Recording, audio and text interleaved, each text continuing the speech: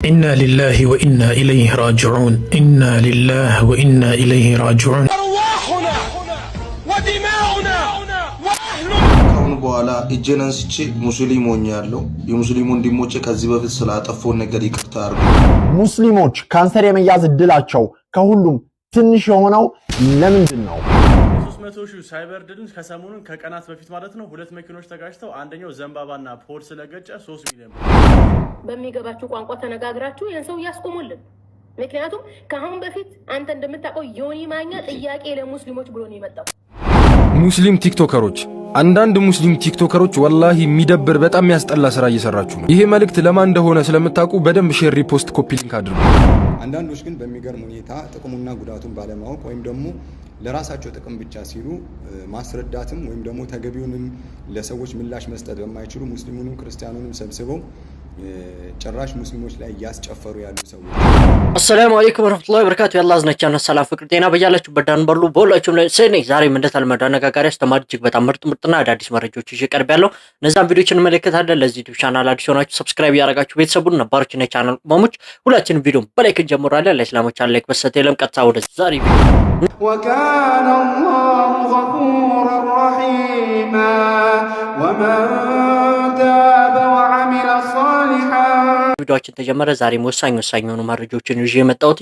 እነዛን ቪዲዮችን እንመለከታለን። ወደ መጀመሪያ ቪዲዮአችን ከባድ ቀን በአስቸጋሪ ሌሊት ያለፍክ ከሆነ ጉዳይ ዘግይቶብህ ጉዳይ ቆይቶብህ ነገራቶች በሙሉ ስብስብ ካሉብህ ጉዳዮች ተደራርበውብህ ከሆነ አብሽር ወዳጄ አብሽር። ትንሽ ጊዜ ነው።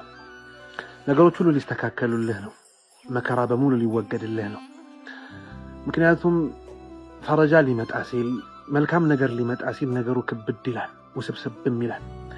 አላህም እንዲህ ይላል حتى إذا استيأس الرسل وظنوا أنهم قد كذبوا جاءهم نصرنا መልእክተኞቹ ተስፋ በቆረጡ ጊዜ አለቀልም ባሉ ጊዜ የኛ እርዳታ መጣላቸው ይላል። የጠበቀው ሊላላ ነው፣ የተወጠረውም ሊበጠስ ነው። ትንሽ ጊዜ ብቻ በአላህ ላይ ተመካ። እጅጉን ከጨለመው ሌሊት በኋላ ብርሃናማው ቀን ይመጣል። በአላህ ላይ ተመከተ ያንን ቀንን ጠብቅ። አብሽር ወንድሜ፣ ትንሽ ጊዜ ብቻ አላህ ያስደስታችሁ። አላህ መከራው እንግዲህ ያው መክበዱ አይቀርም ፈተና ስለሆነ ያው ፈተናዎች ደግሞ እኛን አላህ Subhanahu Ta'ala ስለሚወደን ነው የሚፈተነና ሁላችንም በሰብር እናሳልፈው። ወደ ቀጣይ ቪዲዮ ስንሄድ እንግዲህ መንገድ ላይ 300,000 ብር ዘንባባ የሰበረ ወይም ዘንባባ ይጣለ እንደሚቀጣ ተነግሮ ነበር። አሁን ደግሞ በሚሊዮን ገብቷል። የ300,000 ሳይበር ድልን ከሰሞኑን ከቀናት በፊት ማለት ነው ሁለት መኪኖች ተጋጭተው አንደኛው ዘንባባና ፖል ስለገጨ 3 ሚሊዮን ብር ተቀጣ። ይህንንም ያለው የአዲስ አበባ ከተማ አስተዳደር የጽዳት አስተዳደር ኤጀንሲ ዋና ስራ ያስኪያጁ ከራሳቸው አንደበት ስሙት። ሲጋጩ አንድ ንብረታቸው በጣም ነው የተጎዳው። ሁለተኛ ደግሞ በመንገዱ ላይ ያለው ዘንባባ አንዱ ዘንባባ ጥሎታል። ዘንባባው ብቻ አይደለም ይሄኛው ፖል በዚህ ልክ አድርጎ አገልግሎት እንዳይሰጥና ጉዳት እንዲደርስበት አድርጓል ማለት ነው። አጠቃላይ ያነጋገረ ያለ ጉዳይ ነው። የመንገድ ላይ ቅጣትም አለ። ሳይክል መሄድበት ላይ መሄድ አይቻልም። እንደዚሁም ደግሞ ያው ብዙዎች ኮሜንት ላይ ስመለከት ዘንባባውና የአምፖሉ መብራት ማግኔት አለ ወይ ለምደው መኪኖች በየሰዓቱ 300,000 ብር እያሰቡ ያንን ነገር የሚገጩትኝ። እንደዚሁም ደግሞ ብዙዎች ካሉት ውስጥ በጣም የገረመኝ ነገር ዘንባባ እንገጫለን ብለው ህዝቡን እንዳይጨርሱ ነበረ። እንግዲህ ያው የዘንባባው ጉዳይ ከባድ ስለሆነ ህዝቡን ለመግጫት የሚያስቡ ይመስለኛል። አላህ ይጠብቀን። ወደ ቀጣይ ቪዲዮ እንሄዳለን። እጅግ በጣም አሳዛኝ መረጃ ነው። أرواحنا ودماؤنا وأهلنا وأبناؤنا وبيوتنا فداء للقدس والأقصى إنا لله وإنا إليه راجعون إنا لله وإنا إليه راجعون እኛም የአላህ ነን ወደ አላህም ተመላሾች ነን። የሐማሱ መሪ እስማኤል ሃኒያ በኢራን ቴህራን ውስጥ በሚገኘው መኖሪያ ቤት ውስጥ ከነጠባቂዎቹ ተገድሏል። ኢና ሊላህ ወኢና ኢለይሂ ራጂዑን። ልባችን ቢሰበርም ብናዝንም በትግል ምዕራፍ ውስጥ ግን ይህ ከሚያጋጥሙ ትላልቅ መሰናክሎች ውስጥ አንዱ ነው። አላህ Subhanahu Wa Ta'ala ይዘንለት እስማኤል ሃኒያ በፍልስጤን ትግል ውስጥ ሙሉ ቤተሰቡን አጥቷል። ሙሉ ቤተሰቡን ብቻ አይደለም ከሀገር ለረጅም ዓመታት ተንከራቷል። ያንን ሁሉ ዓመት የለፋበትን ትግል ድሉን ሳያይ ግን አላህ Subhanahu Wa Ta'ala ፍቃዱ ሆኖ ወደ ራሱ ጠርቶታል። እስማኤል ሃኒያ የተገደለው በእስራኤል ተልኮ በተሰጣቸው ሽብርተኞችም እንደሆነ ተገልጿል። በስ አላህ ይርሐመው። እስማኤል ሃኒያ ሞተ እንጂ የፍልስጤማውያን የነጻነት ትግል መቼም አይሞትም።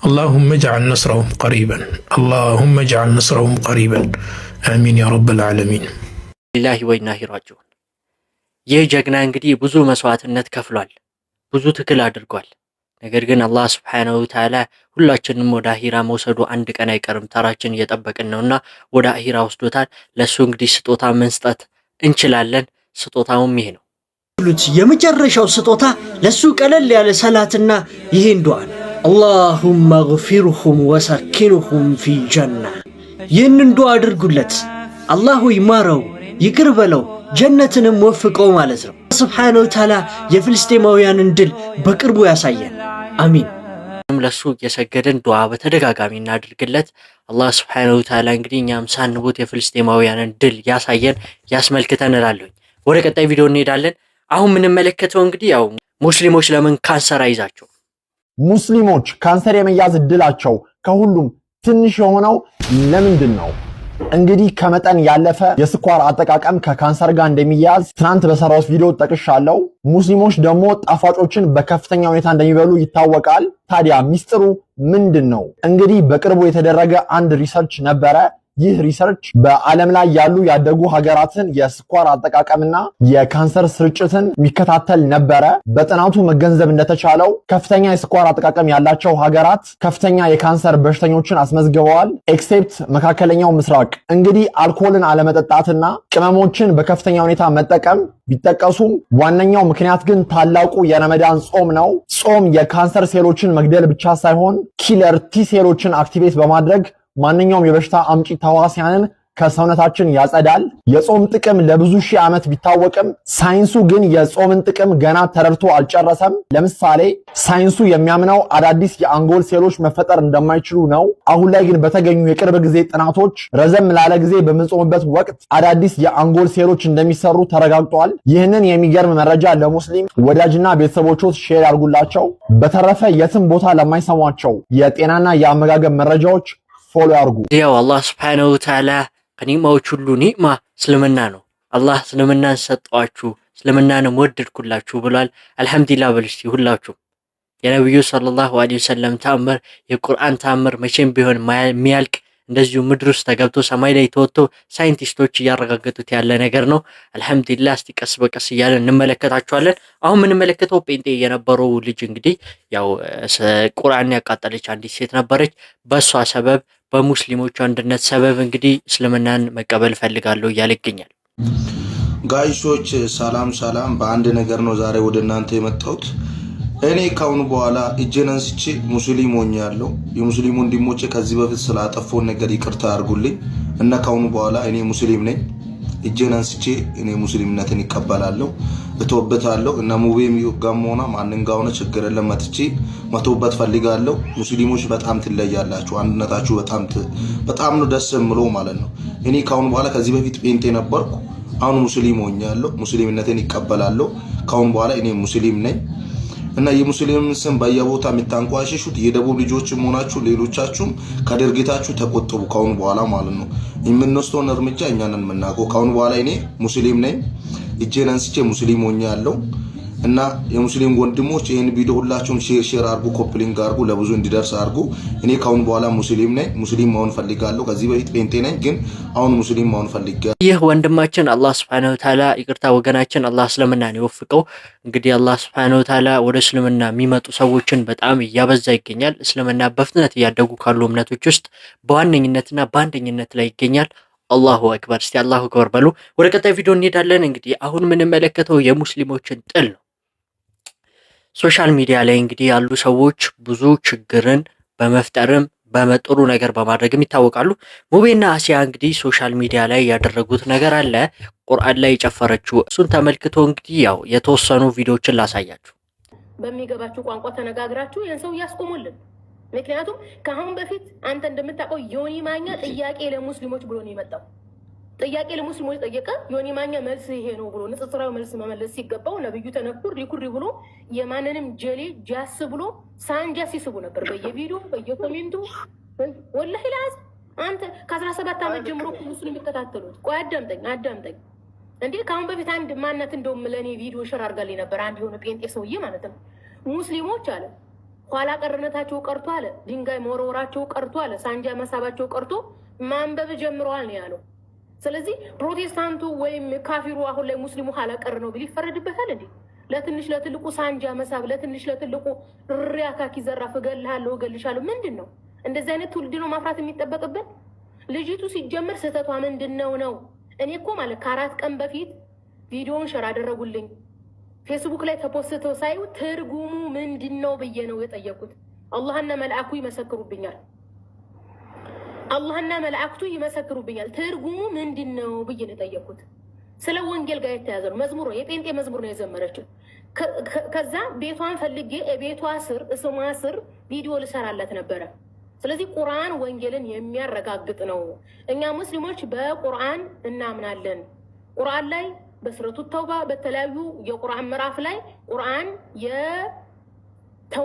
የወንጌል አረጋጋጭ እንደሆነ እወቂ ብዬ ለሷ ትምህርት ልሰጣት ነበረ ነገሩን አጓጉ ነው ልጅቱ እኔ እኮ በጣም እኮ ነው የሚገርመው አንደኛ እንዴት ነው አንድ ሐሳብ የመመርመር ያቃታቸው እንዴት ነው የሐሳቡ ክብደት ምንድነው ልጅቱ የተናገረችው ምንድነው የምንኛ በነገራችን ላይ ልጅቱ ቁርአናችን እንዲያረጋችሁ ምናምን አሉ እንጂ ልጅቱ በምንኛ መዝሙር በምንኛ ቋንቋ እንደዘመረች አያውቁ ታውቃለህ ትናንትና ሌሊት ከትናንትና ወዲያ ሼር የተደረገልኝ ቪዲዮ አይተሃል ትናንትና ሌሊት እንደውም ባህር የምትባል ልጅ ናት እኔን ቪዲዮ ሼር ያደረገችልኝ መሲ እነ ዮዳ ቤት መግባት ከቻልሽ ነይ ግቢ ብላ ማለት ነው እኔን አላስገቡኝ አሉ ምናልባት አንቺን ስለሚያቀሽ ዮዳ ሊያስገባሽ ይችላል አረ የሌለ ነገር እያለ ነው አለች አሁን የዮዳ በናት በመንድነው የምንይዘው ነው ለዮዳ አጀንዳ ተፈጠረለት እነ ቢኒ ታውቃለህ ቢኒ ብሎ ማለት የ3 አመቱ እዚህ ቲክቶክ ላይ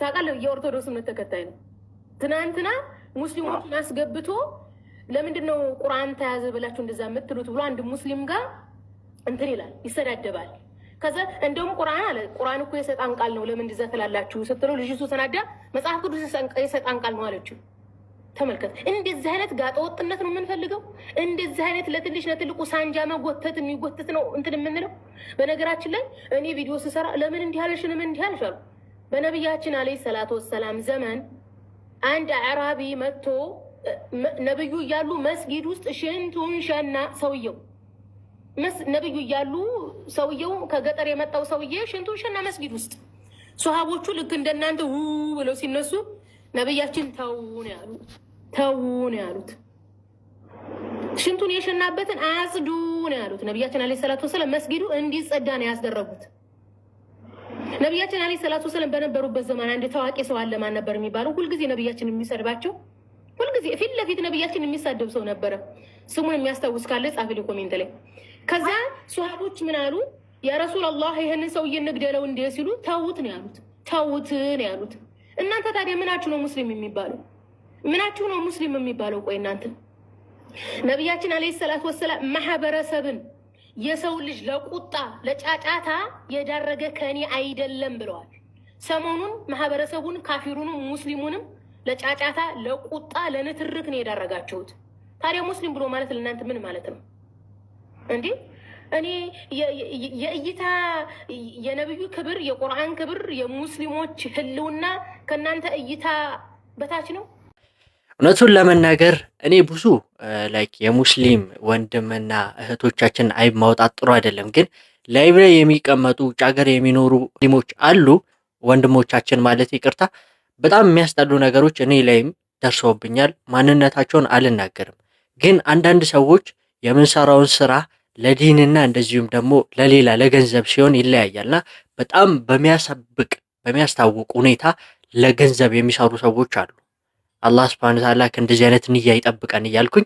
እንግዲህ እህቶቻችንም ወንድሞቻችንም ሙስሊሞች ከሆነን ድረስ አንድ መሆን ያለብን አንዳንድ እንግዲህ የተፈጠሩ ችግሮች ላይ ተመርኩዞ አንዳንድ እህቶችና ወንድሞች እንደዚህ ያሉ ነው ቪዲዮ ሼር አድርጋችሁ ለአሲያና ለሙቤ እንድታደርሱልኝ እፈልጋለሁ ላይቭ ላስገቡኝ ብያቸው ነበር ሁለቱም አላስገባም ብለውኛል ብሎክም አድርገውኛል ደማ ሐቀቁ ነገር ለምን አናወራ አሲያም ሆነች ሙቤም ሆነ በእነዚህ ሰዎች ላይ አንድ ቀን ቪዲዮ ሰርተው ያውቁ አንድ ቀን እኛ እስልምናችን ነው የምንወደው ወይስ ግለሰብን ነው የምንከተለው? ቫይራል የወጣ ቪዲዮ ሲሆን አቅም የሌለው ሰው ላይ ሲሆን እንበረታለን። ቲክቶክ ውስጥ ገብታችሁ ማየት ትችላላችሁ። እነሱ ያልደፈሩትን ነገር ደፍሬያለሁ፣ እነሱ ያላደረጉትን ነገር ግን አድርጌያለሁ። አንድ ሙስሊሞች ግን ገባችኋ የምታጨበጭቡ ትልቅ ፎሎ ላለው ሰው ነው ገባችኋ። ይሄ ሰውዬ ለህግ ይቅረብ ተጫጫሆን ለመጅሊስ እንጠይቅ ብዬ በተደጋጋሚ ቪዲዮ ሰርቻለሁ። የሚሰማኝና የሚያዳምጠኝ አጣ። ገባ እናንተ የምትሰሩት ለቲክቶካችሁና ለዩቲዩባችሁ ነው።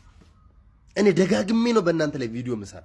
ድሮ ወዳችሁ ነበር፣ አሁን ግን አይዋጥልኝም። የእናንተ ነገር ሼር አድርጋችሁ አድርሱልኝ። ኢንሻአላህ ይህን ቪዲዮ የፈለጋችሁ ሼር ዲዩት አድርጉት። ሰሞነኛ ቁርአንን ይዛ በጨፈረችው ልጅ ምክንያት ብዙ ሰዎች በቤታቸው ገስት ከፍተው ወይም ደግሞ ቪዲዮ ዲዩት እያደረጉ ወይ ቪዲዮ እየሰሩ ነው። አንዳንዶች ግን በሚገርም ሁኔታ ጥቅሙና ጉዳቱን ባለማወቅ ወይም ደግሞ ለራሳቸው ጥቅም ብቻ ሲሉ ማስረዳትም ወይም ደግሞ ተገቢውንም ለሰዎች ምላሽ መስጠት በማይችሉ ሙስሊሙንም ክርስቲያኑንም ሰብስበው ጭራሽ ሙስሊሞች ላይ ያስጨፈሩ ያሉ ሰዎች አሉ። አንዳንዶች ቤት ገብቼ አላህን ፍሩ፣ በዚህ መልኩ ልታደርጉ አይገባም የሚል ምክሮችን ለመስጠት ሞክሬያለሁ። አንዳንዶች ያስወረዱኝም አሉ። እኛ ይችሊ ትታረድ፣ ትቀጠፍ፣ ትገደል ወይም አፉን በላት የማለት መብት የለንም። የአላህ ቃል ቁርአን ነው ይዛ የጨፈረችው። ስለዚህ ሸሪዓዊ ፍርድ አለ፣ ሸሪዓዊ ህግ አለ። ያ ህግ ይዳኛታል። ይቺ ልጅ ከተያዘች ያ ህግ ይዳኛታል። ከዚህ በፊት ሌሎች ላይ የተሰጠ ውሳኔ ይሰጥባታል። ያን ደግሞ የሚያደርገው የምትኖርበት ሀገር የያዛት የምትኖርበት ሀገር ፍርዱን ይሰጣል። ተግባብተናል። እዚህ ዱንያዊ ፍርድ ካላገኘች የውመል ቂያማ ይቺ ልጅ ተውብታ ወደ አላህ እስካልተመለሰች ሙስሊም እስካልሆነች ድረስ የውመል ቂያማ ፍርዱን ታገኛለች፣ ዱንያ ላይ ካላገኘች ማለት ነው። ተግባብተናል። ሌላው አንዳንዶች እዚህ ቦታ ላይ ወይ ፎሎ ለመሰብሰብ ወይ ለሆነ ነገር በሚመስል ሁኔታ ወላሂ አንደበቶቻችን እንኳን ምንድን የምናገር ማናቅ ሰዎች ገስት ላይ ሰው ሰብስበው እናንተ አራጆች አይደላችሁ? ድሮስ እናንተ ከማረድ ውጪ እናንተ ከምናምን ያ ኢኽዋኒ አንቺ ፍርድን የመስጠት መብት የለሽም። ሌሎችን ለማስጨፈር ሌሎችን አፍ ለማስከፈት ገስት ከፍተሽ መጨፈርሽን 3-4 ቀን ተከታታይ ገስት ከፍታችሁ ባካችሁ አላህን ፍሩ ስትባሉ እምቢ የምትሉ ሰዎች አላችሁ። ይሄን ቪዲዮ እኔ ወላሂ መስራት አልፈለኩም ነበር፣ ነገር ግን የማያቸው ነገር ያስጠላል። ወጥተሽ ሌሊቱን ሜካፕ እየተቀባሽ ለአደባባይ ለሰው ለጎረምሳ የምታሳይ አካልሽን ከፍተሽ የምታሳይ እየጨፈርሽ ያለሽ አሊፍ ትቆምና ትጋደም የማታቂ የቁርአን ጉዳይ አስጨነቀኝ ብለሽ ጭራሽ እንደውም ሌላ ነገርን ልታሳርግ የምትወጪ መልካም በዚህ ጉዳይ ላይ እየሰሩ ልጅቷ እንድትያዝ እያስደረጉ ያሉ ሰዎችን እንኳን እንዲተቹ ስራ እየሰራችሁ ነው። ስለዚህ አላህን ልትፈሩ ይገባል። እናንተ አራጅ እናንተ እንትና እከሌ ብሔር አራጅ ነው እከሌ ብሔር እንዲህ ነው የሚባሉ ነገሮች እንዲሰሩ እያደረጋችሁ ነው። አደብ ያዙ። ማንኛውም ነገር ከእውቀት ጋር መሆን አለበት፣ ዝም ብለሽ አይደለም። እስቲ ለተጨነቅሽለት ቁርአን ክፈችና ቅሪው ምን እንደሚልዩ እውን የቁርአን ጉዳይ ካሳሰብ ሁሉም ሙስሊም ያሳስበዋል ካለን ይሄ የዓለም ሙስሊም ጉዳይ ነው። የዓለም ሙስሊም ስለ ቁርአን ሁሉም ያስጨንቀዋል። አንቺውን ካስጨነቀሽ ከምትሰሪው ስራ ይልቅ የተሻለው ቁርአኑን ከፍቶ መቅራትና ቁርአኑን ከፍተሽ ቅሪው ትጠቀሚያለሽ። አሁን እየሰራችሁ ያላችሁ ግን አብዛኞች ከጥቂቶች ውጪ አብዛኞች ስተት ነው። ጥንቃቄ አድርጉ እላችኋለሁ። እንዳያችሁት እንግዲህ በአንድ በኩል ስንመለከተው ትክክል ነገር ነው እያሉ ያሉት ነገራቶች ሁሉ መሄድ ባለባቸው መልኩ መሄድ አለበት። ለሶሻል ሚዲያ ፎሎ ተብሎ ላይቭ ላይ ለሚሰጠን ጊፍት ተብሎ ማይሆን ነገር መደረግ የለበትም። ግን ሁላችንም ይህንን ነገር ስንል ወደ አንድ መምጣት አለብንና እስቲ አንድ ቪዲዮ እንመልከት። ሙስሊም ቲክቶከሮች አንዳንድ ሙስሊም ቲክቶከሮች ወላሂ የሚደብር በጣም የሚያስጠላ ስራ እየሰራችሁ ነው። ይሄ መልእክት ለማን እንደሆነ ስለምታውቁ በደንብ ሼር፣ ሪፖስት፣ ኮፒ ሊንክ አድርጉት። ይሄ ሙስሊሙ ማህበረሰብ ሙስሊሙ ኮሚኒቲ እኛን ፎሎ የሚያደርገን ሙስሊም ቲክቶከሮችን ፎሎ የሚያደርገን ቃል አላህ ቃል ረሱል ለማዳመጥ ብቻ ነው። ዳዕዋ ለማዳመጥ ኢማኑን ለማደስ ቁርአን ለመስማት ቀልቡን ለማረጋጋት እንጂ ቲክቶክ በገባ ቁጥር ንቁቁር እርስ በርስ ድብድብ ለማየት ምንም ዓላማ የለውም። ዲናችንን ወክለን ዲኑን ለማስተማር ዲኑን ለመጠበቅ ሲገባን አንዱ ሌላ ላይቭ ገብቶ ሌላው ሙስሊም ቲክቶከር አንዱ ሌላ ላይቭ ገብቶ ሌላኛው ሙስሊም ቲክቶከር ይሄ እኛን አይመጥነንም፣ ጭራሽ ወላሂ አይመጥነንም። አላህ እኮ ምን ብሏል? አተእሙሩነ الناس بالبر وتنسون انفسكم وانتم تتلون الكتاب افلا تعقلون። እንዴት እናንተ ሳትሰሩት እንዴት ሰውን ወደ ኸይር ትጠራላችሁ? ይሄ እኮ የማይመስል ነገር እኮ እናንተ ማትገኙበት ቦታ ላይ ወደ ኸይር መጥራት የለባችሁም። ሰውን እንዴት ሰላም ኢኽላስን ምን የመሳሰሉትን ምን መክረው እኛ ስንገኝ ነው እንጂ አንዱ ካንዱ እየተሰዳደበ ጭራሽ አይሆን። ዲኑን ወክለን ሶሻል ሚዲያ ላይ እስከመጣን ድረስ ደግሞ ተያይዘው የሚመጡ የተለያዩ ችግሮች ይኖራሉ። ሪያ ሊኖር ይችላል። ውስጣችን ኩራት ወይ ዝና ምናምን ፈልገን መስራት የለብንም። ሊወጅሂላህ ነው። ስለዚህ ለግል ጥቅም ምናምን አያስፈልግም። በቃ ስለ አላህ ስለ ረሱል ሐዲስ የተለያዩ ነገሮችን ተናገሩ። በቃ እርስ በርስ መነቋቆር ምናምን ይሄ የማይጠቅም አንድ ሙስሊም ጀነት እንዲገባ የማይጠቅመውን ነገር በቃ ቲክቶክ ሲገባ ሰው ሙስሊሙ እንዲሰለቸው ማድረግ የለብንም። ሁላችንም በቻልነው አቅም ዳዕዋ ንጽጽር ላይ መሰሩ ንጽጽር በቃ ኢስላምን ነው እንጂ ማንጸባረቅ ያለብን ይሄ ዩዝለስ የሆነ ነገር መስራት የለብንም ለማለት ነው። ኢንሻአላህ ጀነት ውስጥ እንገናኛለን። ወሰላሙ አለይኩም ወራህመቱላሂ ወበረካቱሁ። አላህ Subhanahu Wa Ta'ala አንድነቱን ይስጠን ነው ምለው። እኔ እዚህ ጋራ ምንም አይነት መጥፎ ነገር ስለ ወንድሞቼና እህቶቼ አላወራም። ብዙ ነገር ደርሶብኝ ሊሆን ይችላል። ነገር ግን ማውራት የለብኝም ብዬ ስለማስብ አላወራም። ግን አንዳንዶቻችን እንሰራውን ነገር ለአላህ ብለን ለዲኑ ብለን መሆኑን እርግጠኛ መሆን አለብን። ንያችንንም ማስተካከል አለብን። አላህ Subhanahu Wa Ta'ala አንድ አድርገን ከመከፋፈል ይጠብቀን። እንግዲህ ሙስሊም ወንድሞቻችን ናቸው። እንግዲህ ያው ብዙ እስልምና ላይ መጥፎ ነገር ሲደረግ ብዙ ነገር አድርገው ሊሆን ይችላል። ነገር ግን ወዴት እየሄደ እንዳለ ማወቅ አለባቸው። ጊፍት ለመሰብሰብ ነው? ፎሎ ለማግኘት ነው? ወይንስ የምር ለዲኑ ብለው ነው? ያንን ነገር ሁላችንም እንደ ሰሪ እንደ ቲክቶከር እንደ ዩቲዩበር መጠየቅ አለብን። አላህ Subhanahu Wa Ta'ala እንግዲህ ንያቸው ከተስተካከለ የሚሰሩትን ስራ ለአላህ ብለው ከሚሆኑ ባሮች አድርገን እያልኩኝ የዛሬን ቪዲዮ ጨርሳለሁ። የሐማሱ መሪ እንግዲህ ዱዓ ማድረግ እንዳትረሱ። ለፍልስጤማውያንም በደንብ ዱዓ አድርጉላቸው። አላህ እንግዲህ ሳንሞት የነሱን ድል ብስራት ነስር ያሰማን ያሳየን። አላህ እንግዲህ ጀነተል ፊርደውስ የሞቱትን የሚወፍቃቸው የሞተውንም እንግዲህ እስማኤል አንያንም አላህ ጀነትን ይወፍቀው። የዛሬ ቪዲዮ ይህንን ይመስላል። ቪዲዮ ለሁሉም ሰው ሼር አድርጉ። ላይክ እና ሰብስክራይብ እንዳይረሳ። ሰላም አለይኩም ወራህመቱላሂ ወበረካቱ።